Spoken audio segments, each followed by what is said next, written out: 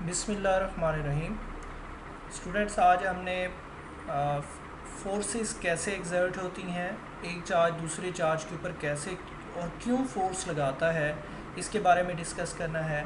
और वो किस ज़रिए से एक चार्ज दूसरे चार्ज के ऊपर फोर्स लगा सकता है। आपने थोड़ा बहुत पढ़ा हुआ है ग्रेविटेशनल फील्ड के बारे में और ग्रेविटेशनल फोर्स के बारे में। तो हमारे पास फोर बेसिक्स फोर्सेस हैं, मैं उनको यहाँ पे लिस्ट कर देता हूँ। ग्रेविटेशनल फोर्स,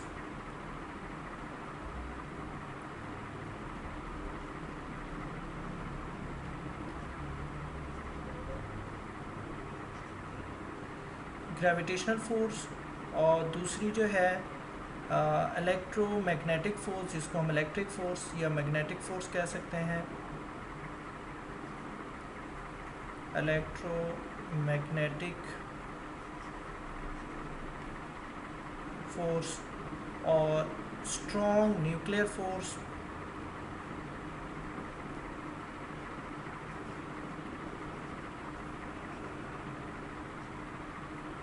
और वीक न्यूक्लियर फोर्स। ये एमसीक्यू आ सकता है। हमारे पास फोर जो है वो नेचुरल फोर्सेस हैं, ठीक है। वीक न्यूक्लियर फोर्स, तो उसमें ये चार हैं, जिसमें इलेक्ट्रिक फ़ोर्स का भी जिक्र आ रहा है, इलेक्ट्रोमैग्नेटिक फ़ोर्स। तो चलें, सबसे पहले हम देखते हैं कि हमारे पास ग्रेविटेशनल फ़ोर्स के बारे में आप पढ़ चुके हैं फर्स्ट ईयर में, और ग्रेविटेशनल फील्ड के बारे में पढ़ चुके हैं। आज हम इलेक्ट्रिक फ़ोर्स और इलेक्ट्रिक फील्ड के बारे में पढ़ेंगे। तो चलें, सबसे पहले हम इलेक्ट्रिक फ़ोर्स के बारे में। कोई भी चार्ज है तो उस चार्ज के गिर्द एक रीजन है, उस रीजन के गिर्द कोई भी हम जो है, for example this is positive charge, Q positive, ठीक है। तो ये एक पॉजिटिव चार्ज है। अब इस रीजन के अंदर कोई भी हम टेस्ट चार्ज लेकर आते हैं, जिसको मैं क्यू नॉट कह रहा हूँ, ठीक है। It's a very small charge. इसकी कोई अपनी, ये टेस्ट चार्ज है basically, it's a test charge. इसकी कोई अपनी फील्ड नहीं होगी, या इसकी वजह से ये फील्ड अफेक्ट नहीं करेगी। तो हम जब कोई टेस्ट चार्ज को किसी चार्ज के पास लेकर आते हैं तो वो उसके ऊपर फोर्स लगाता है। लेकिन अगर वो हम चार्ज करीब होता है तो उसके ऊपर फोर्स ज़्यादा लगती है, अगर वो चार्ज से दूर होता जाता है तो फोर्स कम लगती है। हमने इसी को इलेक्ट्रिक फील्ड इंटेंसिटी कहते हैं। इलेक्ट्रिक फील्ड इंटेंसिटी किसको कहते हैं?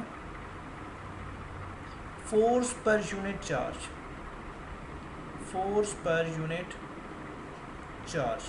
तो क्यू नॉट के ऊपर जो फोर्स लग रही है हम उसको बता रहे हैं due to this charge, that is Q charge. हम इसको क्यू कह रहे हैं और इसको क्यू नॉट कह रहे हैं। इसको जस्ट क्यू कह दें या क्यू प्लस कह दें, अप टू यू। तो जहाँ डॉट्स ज़्यादा हैं, इट्स मीन कि यहाँ पर इलेक्ट्रिक फोर्स भी ज़्यादा होगी। जहाँ डॉट कम होते जा रहे हैं वहाँ पर इलेक्ट्रिक फील्ड भी क्या होती जा रही है? कम होती जा रही है। मैंने एक और भी लगा दिया, क्योंकि हम ये नहीं कह सकते कि यहाँ फील्ड ख़त्म हो गई। हाँ, जितना चार्ज से दूर हो जाएंगे फील्ड कम हो जाएगी। तो इलेक्ट्रिक फोर्स के बारे में आपको पता है कि वो का फार्मूला, कूलम फोर्स का फार्मूला क्या है? K Q plus Q not over R square, ये है। और हम जो ऑलरेडी क्यू नॉट है, इसको मैं यहाँ पे लिख देता हूँ 1 ओवर क्यू नॉट। तो आप देखें क्यू नॉट से क्या हो गया? कैंसिल। तो मेरे पास electric force, electric field intensity या इलेक्ट्रिक फील्ड डेंसिटी का फार्मूला क्या बच गया? E is equals to K Q plus over R square. अब देखें, इसमें इस फार्मूला के अंदर क्यू नॉट का जिक्र नहीं आ रहा। इट्स मीन कि इलेक्ट्रिक फील्ड डेंसिटी जो है वो डिपेंड्स अपॉन दिस चार्ज, इस चार्ज के ऊपर डिपेंड कर रही है। जितना ये चार्ज की मैग्नीट्यूड ज़्यादा होगी, ठीक है, उतनी इलेक्ट्रिक फील्ड इंटेंसिटी ज़्यादा होगी और उसकी फ़ोर्स भी स्ट्रॉन्ग होगी। तो जितना हम चार्ज से दूर हो जाएंगे, इलेक्ट्रिक फील्ड इंटेंसिटी भी जो है, जितना ये डिस्टेंस ज़्यादा हो जाएगा उतनी इलेक्ट्रिक फील्ड इंटेंसिटी भी क्या हो जाएगी, बढ़ जाएगी। ठीक है, तो ये इसके ऊपर फोर्स लगेगी। हम इसकी डायरेक्शन भी बना देते हैं यहाँ पर।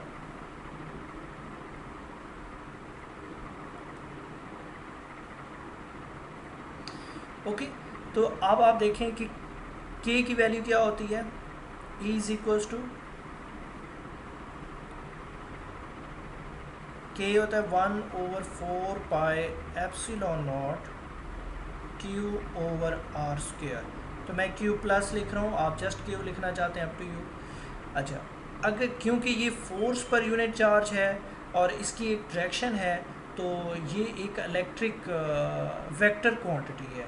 इलेक्ट्रिक फील्ड इंटेंसिटी जो है वो क्या है, वेक्टर क्वांटिटी है। तो हमें यहाँ पर जो है, अगर हमने इसको इस फॉर्म में लिखना है, वेक्टर फॉर्म में लिखना है, तो I will write 1/4 pi epsilon not Q plus over R square और R हेड। ठीक है, तो ये जो distance between the two charges है वो उसी डायरेक्शन में इलेक्ट्रिक फील्ड इंटेंसिटी की भी डायरेक्शन इधर ही को होगी, उसकी डायरेक्शन किधर को होगी, इसी डायरेक्शन में होगी। इसी तरह फोर्स जो है उसकी डायरेक्शन भी इधर को होगी, जिधर हमारे पास जो है, जहाँ इलेक्ट्रिक फोर्स की डायरेक्शन होगी वहीं पर इलेक्ट्रिक फील्ड डेंसिटी या इलेक्ट्रिक फील्ड इंटेंसिटी की। इसकी डेफिनेशन क्या है, फोर्स पर यूनिट चार्ज। और इसकी यूनिट अगर हम लिखना चाहें तो यूनिट इसकी आएगी न्यूटन्स पर कूलम, न्यूटन्स पर कूलम्स। तो क्योंकि न्यूटन फोर्स की यूनिट न्यूटन और चार्ज की यूनिट कूलम्स, तो न्यूटन पर कूलम्स जो है इसकी ऐसा यूनिट कहलाएगी। Now going to the next, कि चार्ज के गिर्द इलेक्ट्रिक फील्ड किस तरह की होती हैं। अगर ये फोर्स लगती है एक चार्ज से दूसरे चार्ज को ट्रांसमिट होती है, तो वो ड्यू टू द फील्ड होती है। लेकिन वो फील्ड इलेक्ट्रिक फील्ड है क्या, हम इसको नेक्स्ट पेज पे जाके डिस्कस करते हैं। स्टूडेंट्स, यहाँ पर मेरे पास 2 टाइप्स ऑफ चार्जेस हैं। चार्जेस या तो पॉजिटिव होते हैं या वो नेगेटिव होते हैं। ठीक है, अगर वो पॉजिटिव चार्ज है तो उसकी इलेक्ट्रिक फील्ड लाइंस आउटवर्ड होंगी। क्या होंगी, आउटवर्ड। अगर वो नेगेटिव चार्ज है और तो उसकी इलेक्ट्रिक फील्ड लाइंस इनवर्ड होंगी। यहाँ पर क्या है, आउटवर्ड, और यहाँ पर है इनवर्ड। तो these are 2 important words, positive के लिए आउटवर्ड, नेगेटिव के लिए इनवर्ड। अगर यहाँ पर मैं कोई भी टेस्ट चार्ज रखूँगा तो इसके ऊपर 2 तरह की फोर्सेस लगेंगी। ये चार्ज उसको जो है पुश करेगा, ये चार्ज उसको अट्रैक्ट करेगा। तो इसीलिए हमने कूलम फोर्स में कहा है फोर्स ऑफ अट्रैक्शन और रिपल्शन, फोर्स ऑफ अट्रैक्शन और रिपल्शन। एक तो ये मैंने आपको बता दिया। दूसरा यहाँ पर मैं बताऊँ कि यहाँ पर closer to the charge spaces क्या हैं, कम है, और यहाँ पर स्पेसेस क्या हैं, ज़्यादा हैं। जितना चार्ज से हम दूर होते जाएंगे, इलेक्ट्रिक फील्ड लाइंस की स्पेसेस क्या होती जाएंगी, बढ़ती जाएंगी। तो इलेक्ट्रिक फील्ड इंटेंसिटी जो होगी या इलेक्ट्रिक फील्ड स्ट्रेंथ जो है वो डिक्रीज़ होगी विद इंक्रीजिंग द डिस्टेंस। ठीक है, यहाँ पर close to the charge electric field lines के बिटवीन डिस्टेंस क्या है, कम है। यहाँ पर डिस्टेंस क्या है, कम है। लेकिन यहाँ पर डिस्टेंस क्या है, ज़्यादा है। तो इलेक्ट्रिक फील्ड लाइंस जितनी दूर होती जाएंगी वहाँ पर फोर्स क्या हो, डिक्रीज़ होती जाएगी। फोर्स क्या हो जाएगी, डिक्रीज़ हो जाएगी। ओके स्टूडेंट्स, एक बात तो ये है कि closer to the charge electric field strength strong. तो ये बात मैं यहाँ पे लिखने जा रहा हूँ। क्लोजर टू द चार्ज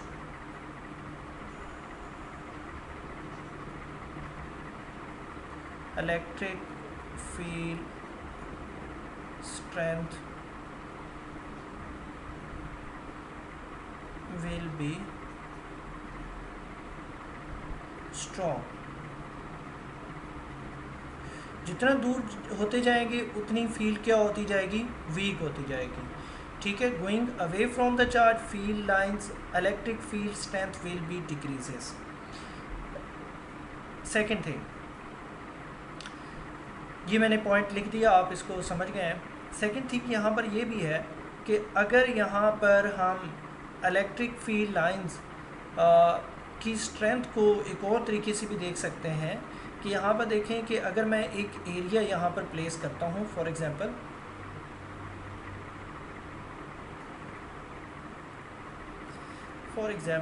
मैं यहाँ पर एक area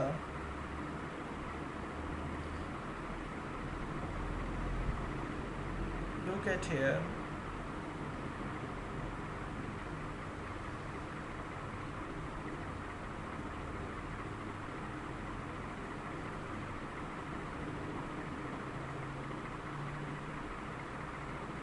okay, now see here, हमारे पास इस पॉइंट पर इलेक्ट्रिक फील्ड लाइंस जो हैं कितनी पास कर रही हैं, 2 इलेक्ट्रिक फील्ड लाइंस पास कर रही हैं। अगर मैं इसी स्क्वायर को थोड़ा सा ऊपर लेकर आऊँगा तो एक इलेक्ट्रिक फील्ड लाइंस पास करेगी। तो यहाँ से भी अगर मैं एक और भी यहाँ से शेप ले लेता हूँ,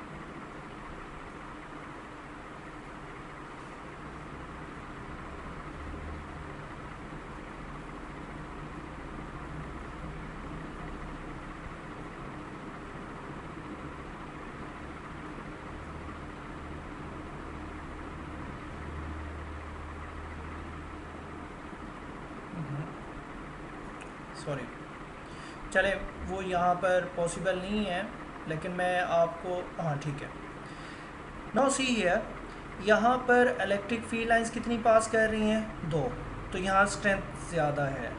यहाँ पर इलेक्ट्रिक फील्ड लाइन 1 पास कर रही है तो स्ट्रेंथ वीक है, क्योंकि ये रेक्टेंगल जो है दूर है। तो electric field strength, the magnitude of the electric field strength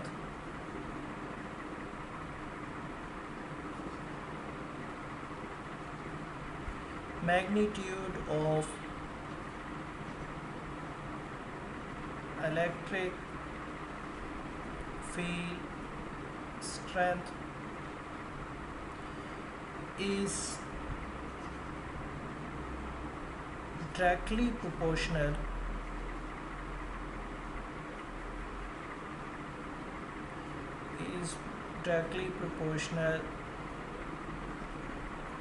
to the number of electric field lines passing per unit area।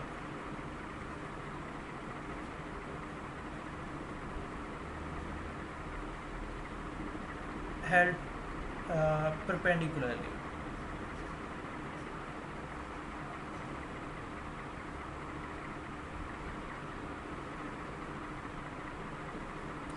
held perpendicularly।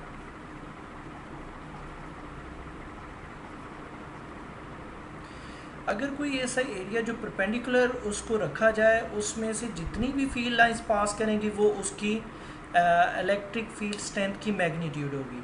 ज़्यादा फील्ड लाइंस पास करती हैं तो वो ज़्यादा मैग्नीट्यूड होगी, कम पास करेंगी तो कम होगी। तो इसलिए मैंने डायरेक्टली प्रोपोर्शनल का वर्ड यूज़ किया है।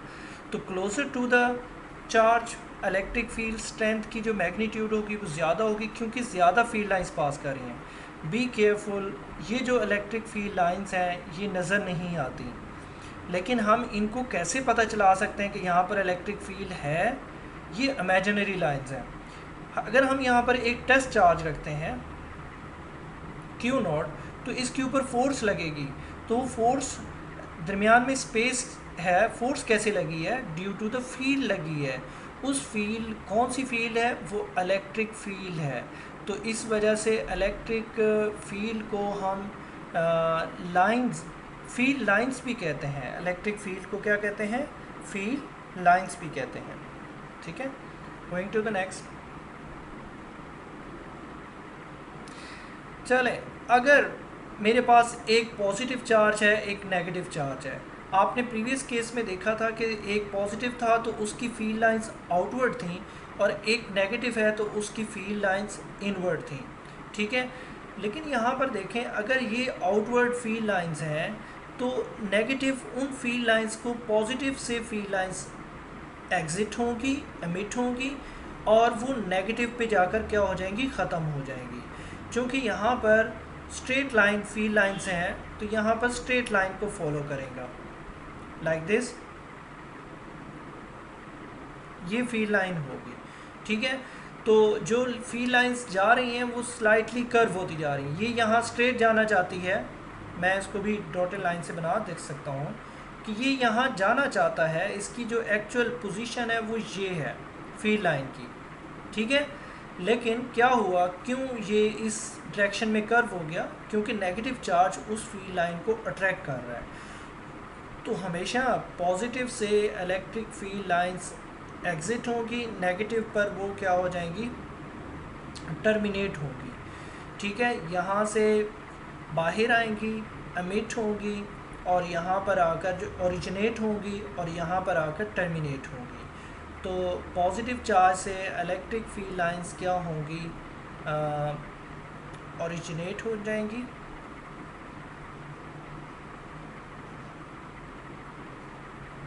और नेगेटिव पे आकर क्या हो जाएंगी, टर्मिनेट हो जाएंगी। ये बात आपने याद रखनी है, ये इसकी डायरेक्शन बन रही है, लेकिन यहाँ से ये क्या हो गई है, कर्व हो गई है। ठीक है, इसी तरह ये फील्ड लाइंस भी स्ट्रेट जा रही थी, लेकिन स्ट्रेट नहीं गई, क्योंकि ये नेगेटिव चार्ज इस फील्ड लाइन को अट्रैक्ट कर रहा है, तो ये भी क्या हो गई है, कर्व हो गई है। तो दिस इज़ द वे कि पॉजिटिव से नेगेटिव की तरफ फील्ड लाइंस, पॉजिटिव नेगेटिव को क्या करता है, अट्रैक्ट करता है। तो वो कैसे अट्रैक्ट करेगा, थ्रू द फील्ड अट्रैक्ट करेगा। जैसे अर्थ के ऊपर कोई भी ऑब्जेक्ट पड़ा हो, ये हमारे पास एक अर्थ है, तो हम कहते हैं कि अगर हमारे पास अर्थ के ऊपर कोई भी ऑब्जेक्ट, यहाँ पर एक बर्ड जा रहा है या एरोप्लेन जा रहा है, तो इस एरोप्लेन को अर्थ अपनी तरफ जो है क्या करेगी, अट्रैक्ट करेगी। तो अर्थ कैसे अट्रैक्ट करती है, थ्रू ग्रेविटेशनल फील्ड करती है, ग्रेविटेशनल फील्ड करती है। लेकिन ये पॉजिटिव और नेगेटिव था, क्योंकि ये एक दूसरे को अट्रैक्ट करते हैं। अगर पॉजिटिव पॉजिटिव हो तो फिर क्या होगा, दोनों चार्जेस, लुक एट हियर, दोनों चार्जेस पॉजिटिव हैं, तो पॉजिटिव पॉजिटिव को रिपेल करता है। किस तरह रिपेल करेगा, थ्रू द फील्ड रिपेल करेगा। इसकी भी फील्ड लाइंस आउटवर्ड हैं, ये देखें ना, ये फील्ड लाइन थी, इसकी एक्चुअल डायरेक्शन जो है वो ये बनेगी।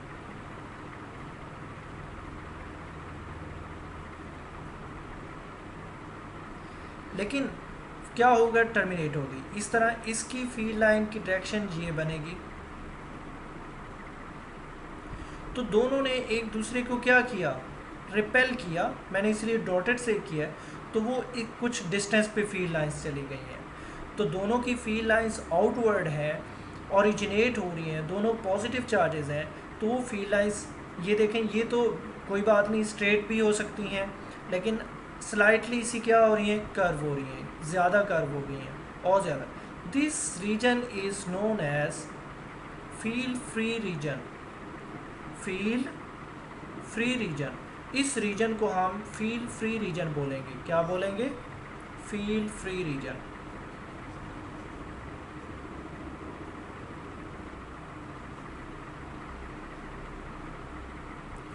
इसको ज़ीरो फील्ड रीजन भी कह सकते हैं, ज़ीरो फील्ड रीजन भी कह सकते हैं।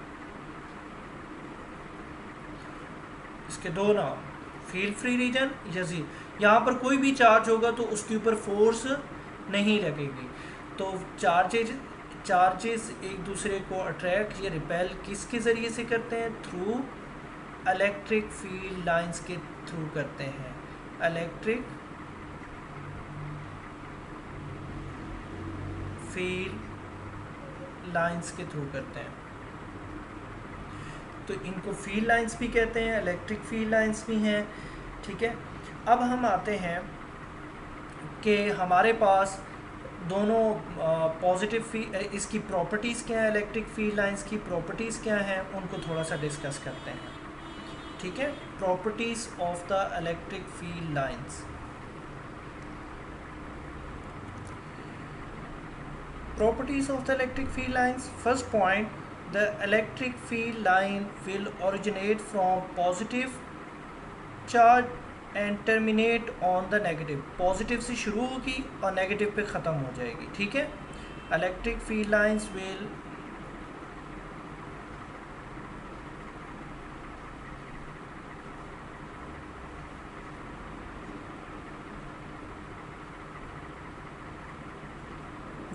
originate from positive charge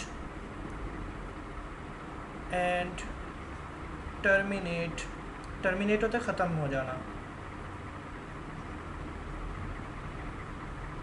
on negative charge, Q minus कर दिया। दूसरी इसकी प्रॉपर्टी, इसकी डायरेक्शन होगी electric field line tangent to the electric field line give the direction of the electric field lines, that's why it's a vector quantity. मतलब tangent to the electric field line का मतलब tangent होता है किसी भी point पर उसकी एक पॉइंट को, ऐसी लाइन जो सिर्फ एक पॉइंट को टच करे उसको टेंजेंट कहते हैं। इस पॉइंट पर जो है, कलर मैं डिफरेंट कर लेता हूँ, ब्लू कर लेता हूँ। इस पॉइंट पे इसकी डायरेक्शन ये होगी, ठीक है। इस पॉइंट पर इसकी डायरेक्शन ये होगी। तो tangent to the electric field line give the direction of the electric field.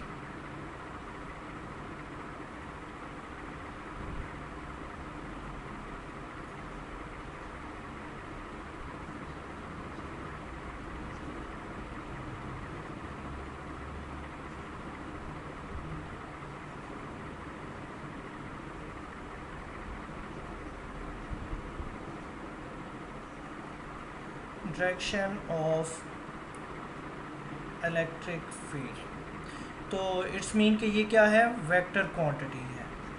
Electric field vector है, इलेक्ट्रिक फील्ड इंटेंसिटी भी वेक्टर है। Third point, electric field lines जो हैं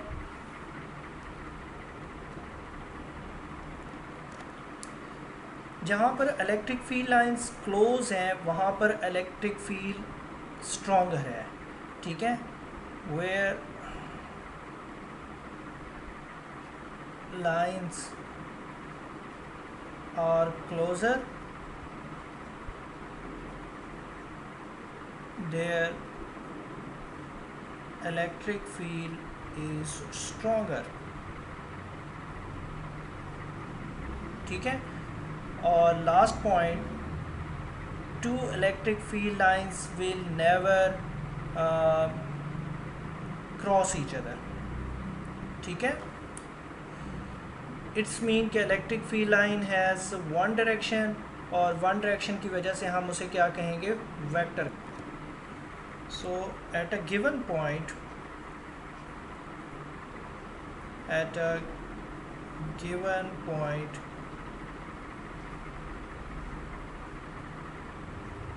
electric field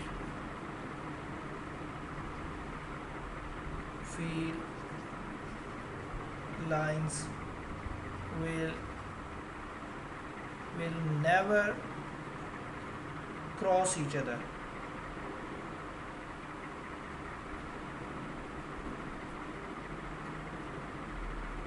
It's mean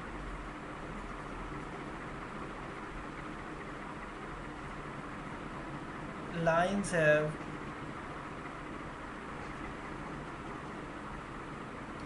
one direction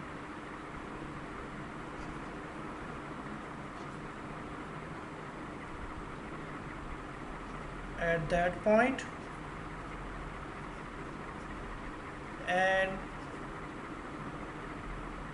these are vector, these are vector. तो ये एक छोटा सा शॉर्ट क्वेश्चन आ जाता है, right the 3 properties of the electric field lines. तो आप 4 मैंने आपको बता दी हैं. Electric field lines originate from positive and terminate on the negative. Tangent to the lines give the direction of the electric field line. Where the lines are closer, electric field is stronger. At a given point, electric field lines will never cross each other. इसको मैं बता भी देता हूँ previous diagram से कि किसी भी पॉइंट पर 2 लाइंस एक दूसरे को क्रॉस नहीं करेंगी. फॉर एग्ज़ाम्पल हमारे पास ये एक पॉइंट है. इस पॉइंट पर ऐसा नहीं हो सकता कि यहाँ पर 2 फील्ड लाइंस, एक ये है और एक फील्ड यहाँ से ऐसे जा रही हो. ऐसा नहीं हो सकता, ठीक है, क्योंकि देखें कोई भी लाइंस, इलेक्ट्रिक फील्ड लाइंस जो है वो एक दूसरे को क्रॉस नहीं कर रही. इट्स मीन कि ये वेक्टर क्वांटिटीज़ हैं, ये स्ट्रेट लाइन है, हर पॉइंट पर एक डायरेक्शन है. इस पॉइंट पे ये है, इस पॉइंट पे ये डायरेक्शन है, इस पॉइंट पे ये डायरेक्शन है. तो हर पॉइंट पे एक अपनी डायरेक्शन है. तो किसी भी पॉइंट पे 2 डायरेक्शन नहीं है, ठीक है. तो ये मेरा बेसिकली टॉपिक था. Thank you for watching domain academy lectures.